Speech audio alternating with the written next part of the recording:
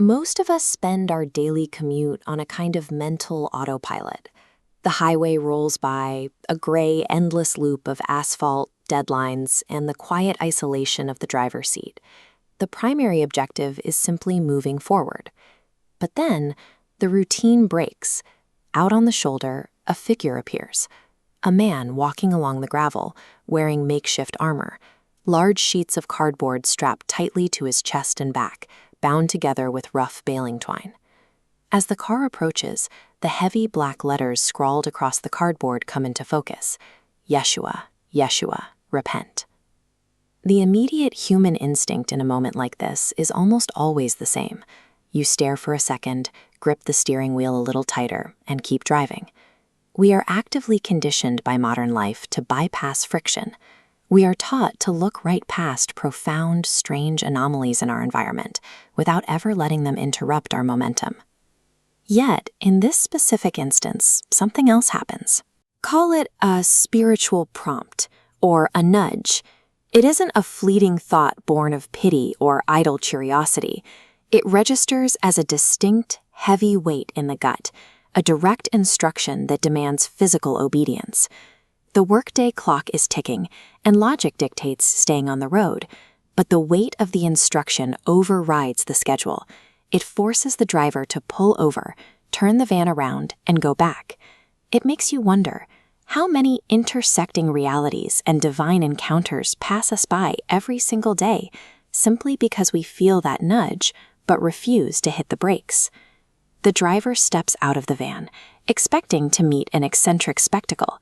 Instead, the man introduces himself as Damien, and the bizarre visual melts away into a conversation that is instantly warm, highly rational, and deeply grounded. They are standing on the shoulder of Highway 1 in North Carolina, two completely different lives, locked onto the exact same coordinate on the map. When asked how long Nina's been walking this path, Damien points to a specific era, 2017. The driver nods in recognition. His own awakening happened right around 2015. They find an unspoken common ground, acknowledging a narrow window of time when a lot of people seem to have their eyes opened. The discussion turns to current events. They stand on the gravel talking about recent headlines involving the head of the Catholic Church, the rapid emergence of artificial intelligence, and how deeply technology is intertwining with modern institutional religion. The first turnaround takes a roadside anomaly and transforms it into an encounter of mutual validation. The driver gets back in his van, feeling a sense of brotherly kinship, and pulls back onto the road. As the distance grows between them, the internal voice speaks up again.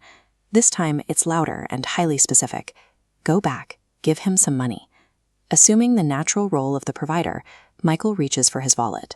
He pulls out some cash, folds the bills tightly so the amount remains hidden, and spins the work van around for a second time. He catches up to Damien just as the man approaches the edge of a large concrete span, the boundary of a highway bridge.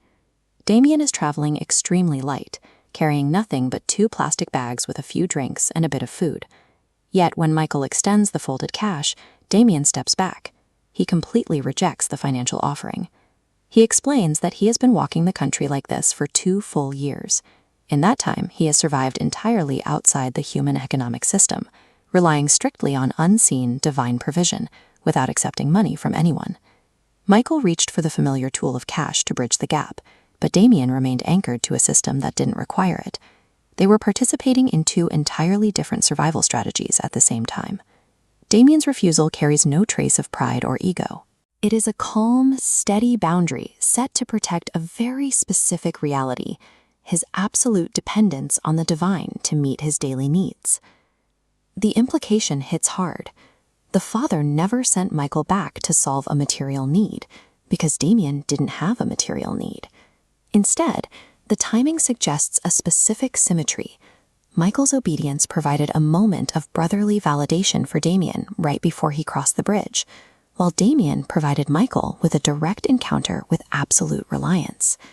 This suggests that provision can function entirely outside of transactional systems, running on a logistics of faith that doesn't need a wallet to operate. Michael climbs back into the driver's seat. As he watches Damien's figure shrink into the distance and disappear over the crest of the bridge, A heavy, quiet weight settles into the cab of the van. A profound mystery is left unresolved. Was Damien simply a fiercely obedient man, walking an incredibly difficult path through the American South? Or, considering his absolute lack of material dependency and his sudden appearance at the boundary of a bridge, was he a messenger, deliberately placed on the shoulder to test a driver's willingness to obey an internal prompt? Or, is it possible that Michael looked directly into the eyes of Yeshua himself, disguised in cardboard and baling twine on Highway 1? We often assume the divine is locked away in ancient texts and distant history, but encounters like this suggest something else entirely.